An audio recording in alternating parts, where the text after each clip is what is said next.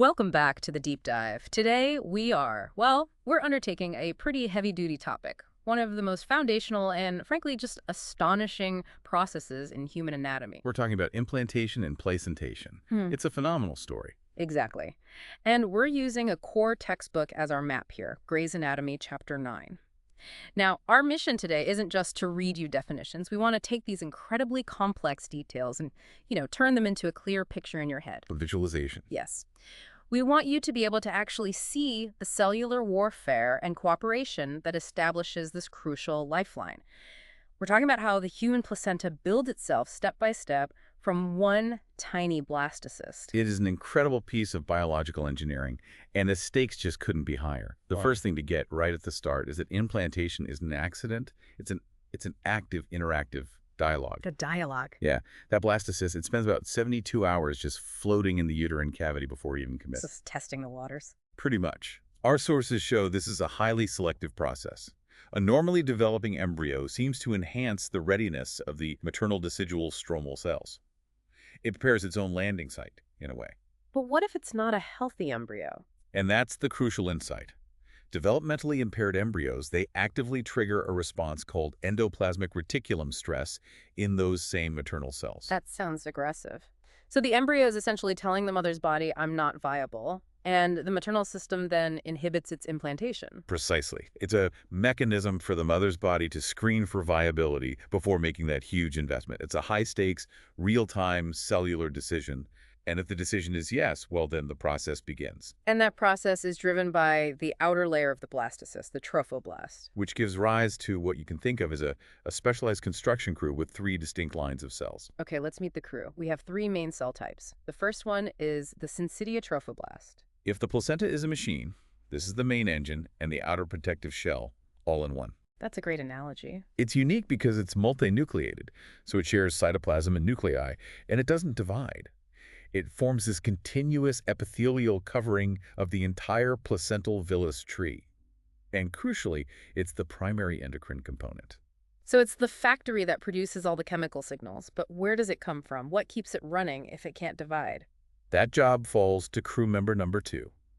The villous cytotrophoblasts. These are the cuboidal germinative cells. They're the stem cell population. The workers that build the engine. Exactly. They constantly proliferate throughout the pregnancy, and then they fuse together to regenerate and maintain that syncytiotrophoblast layer. And the third crew member sounds like the most aggressive one, the extravillous trophoblast. They are the frontline invaders. Unlike the others, they don't proliferate, but they are highly motile and invasive. Their whole purpose is to leave the placenta and burrow deep into the maternal endometrium. They anchor the whole thing down and remodel the mother's blood vessels. The way the syncytiotrophoblast first gets in it's fascinating. You'd expect this brute force attack, but it's much more surgical. It's stealthy, yeah. What's so interesting is that it uses mechanisms that mimic other biological systems, like how white blood cells move or how blood vessels first form. Vasculogenesis. Exactly. They express these surface molecules, specifically L-selectin, which allows them to grow between the uterine epithelial cells. Wait, L-selectin is what neutrophils use to roll along inflamed blood vessels, so it's rolling its way into the uterine lining? That's the mechanism. And what's really remarkable is that they do this without rupturing the maternal cell membranes or even disrupting the tight junctions that seal those cells together. They form a shared junction. So it's a very clean penetration, almost no collateral damage. Minimal inflammatory response. Very precise. And speaking of that syncytiotrophoblast engine, we have to talk about its signature product, the hormone that, signals pregnancy. Absolutely. Human chorionic gonadotrophin, or HCG. The basis for every early pregnancy test. That's the one. And it's detectable incredibly early. We're talking as soon as post-fertilization day 10. So why is HCG so essential in those first few weeks? What's its job? Its primary function is to prolong the life of the corpus luteum in the ovary. Normally, the corpus luteum degenerates, and that triggers menstruation. But HCG starts that. It keeps it alive and active. It ensures it continues to churn out essential progesterone and estrogens, which supports the uterine environment until the placenta is mature enough to take over that heavy hormone lifting itself. Okay, so that leads us to the next phase. Implantation is successful. What happens to the mother's endometrium now? It undergoes a huge transformation. Menstruation ceases, and the endometrium becomes what we call the decidua. This is the specialized maternal tissue of pregnancy. And this decidua isn't just one uniform layer, right? It's organized based on where it is relative to the embedded conceptus. Right. You can imagine the conceptus like a ball implanted in the wall of the uterus. The decidua forms layers around it. So the first layer is the decidua capsularis. This is the layer covering the conceptus, sort of encapsulating it. Think of it as the outer shell, facing the empty space of the uterus. Okay. And then we have the two really critical functional regions. First, the decidua basalis. This is positioned between the conceptus and the underlying uterine muscular wall. And what makes the basalis so important? This is the operational center. It's the anatomical site where the definitive placenta is actually going to develop. This is the main interface, the cellular battlefield, where fetal tissue anchors deeply into the maternal wall. And the third region? The decidua parietalis. That simply lines the rest of the uterus, everything that's not involved with the implantation site. So once that decidual structure is set, the actual exchange structures, the placental villi, start to form. It starts simply with these finger-like projections of syncytiotrophoblast called primary villi. But those don't stay simple for long. No, they get reinforced very quickly. By about days 13 to 15, the cytotrophoblast cells invade those projections, and then extraembryonic mesenchyme follows, turning them into secondary villi. And this is where the anchoring comes in, right? Exactly. For structural integrity, the cytotrophoblast at the tips of these growing structures just keeps pushing. It grows right through the syncytiotrophoblast shell until it makes direct physical contact with that crucial decidua basalis. Forming the anchoring villi, the structural bolts that hold the whole organ in place. That's it. This brings us to something that I think is one of the most surprising facts about early placental physiology. The environment is deliberately low in oxygen. Yes, this is a major conceptual shift for a lot of people. Hmm.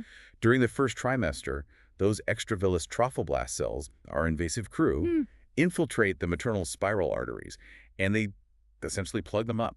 They intentionally restrict blood flow. That seems so counterintuitive. The embryo needs oxygen to grow, doesn't it? It does.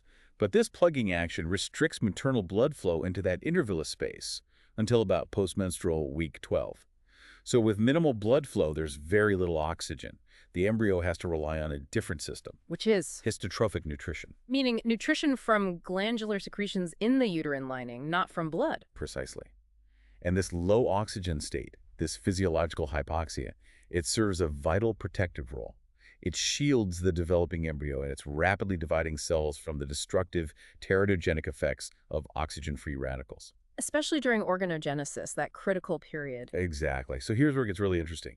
It's a controlled deprivation, used as a shield.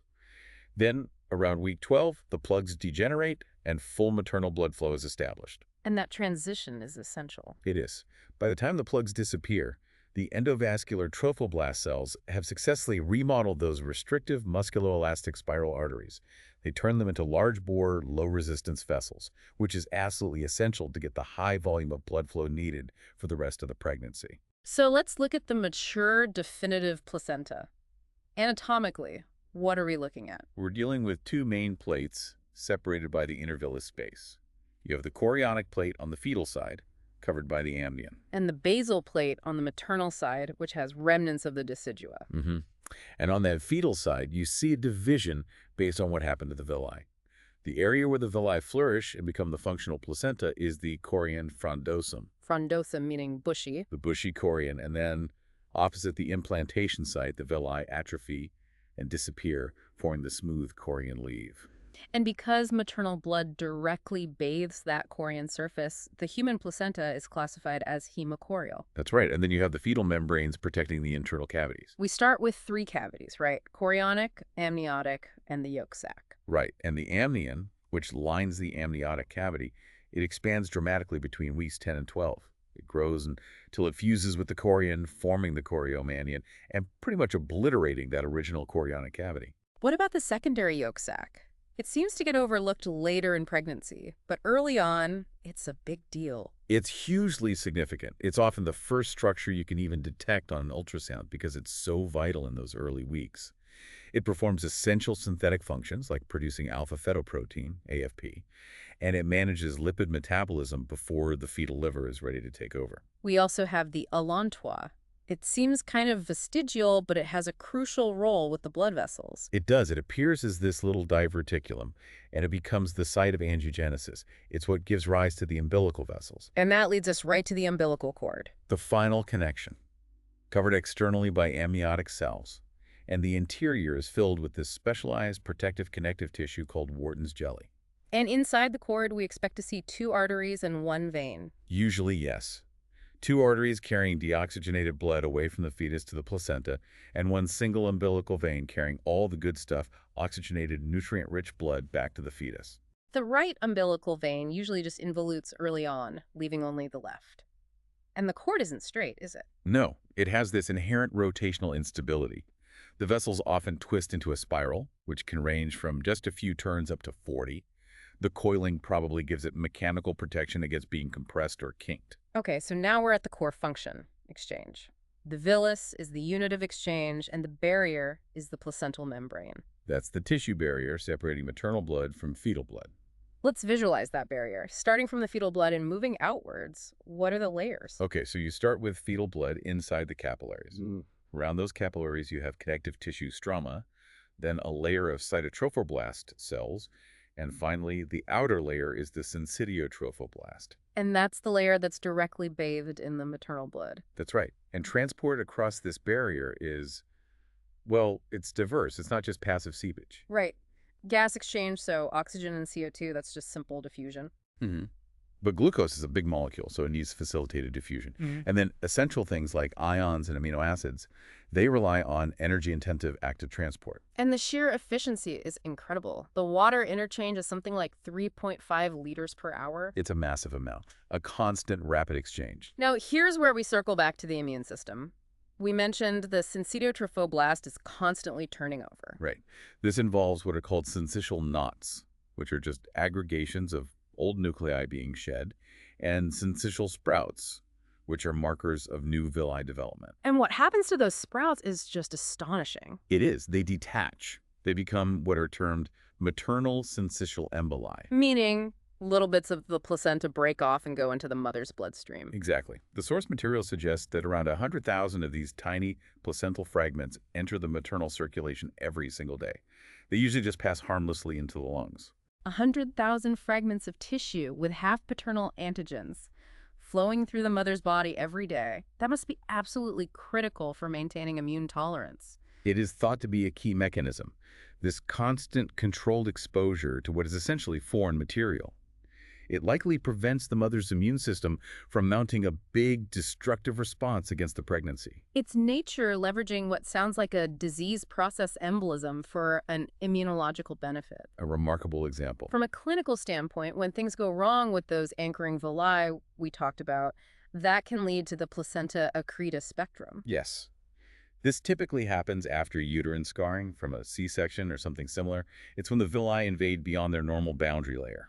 So if they just stick too firmly to the uterine wall, that's placenta accreta, but it can get much worse. Oh, yes. If the villi invade deeply into the muscle wall of the uterus, it's called placenta increta.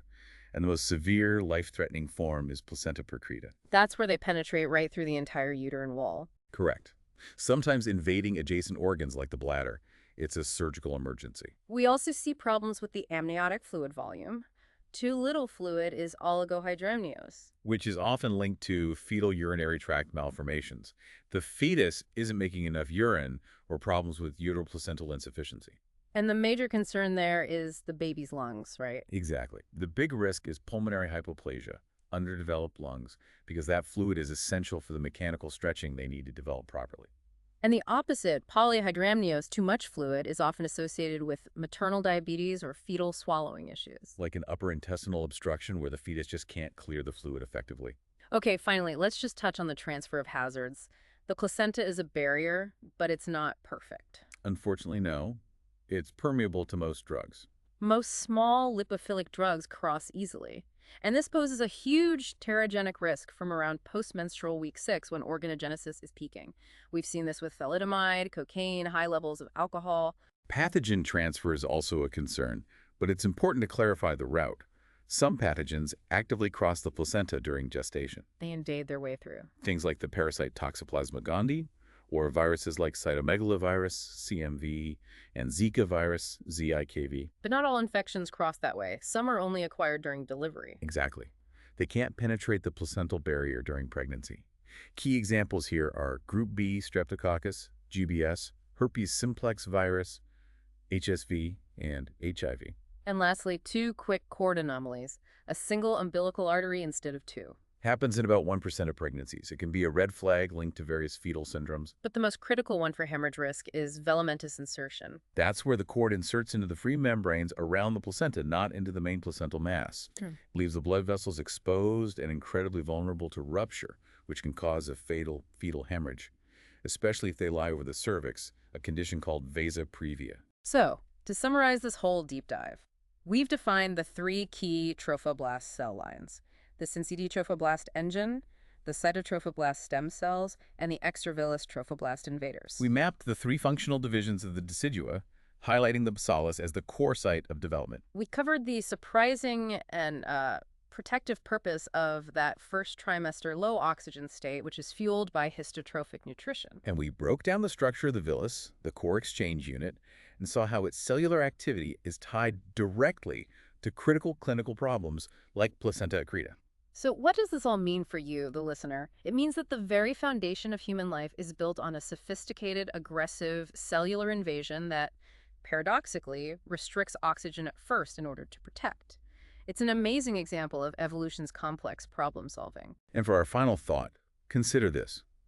That concept of immune tolerance, the body accepting what is essentially a foreign tissue graft for 9 months, it's maintained in part by that constant controlled microexposure. Think about the incredible complexity required for the mother's immune system to tolerate those daily 100,000 tiny fragments of placental tissue, those syncytial emboli flowing through her circulation. It has to ensure tolerance is maintained against half-paternal antigens. That biological negotiation is continuous right up until the moment of delivery. Thank you for taking this deep dive with us.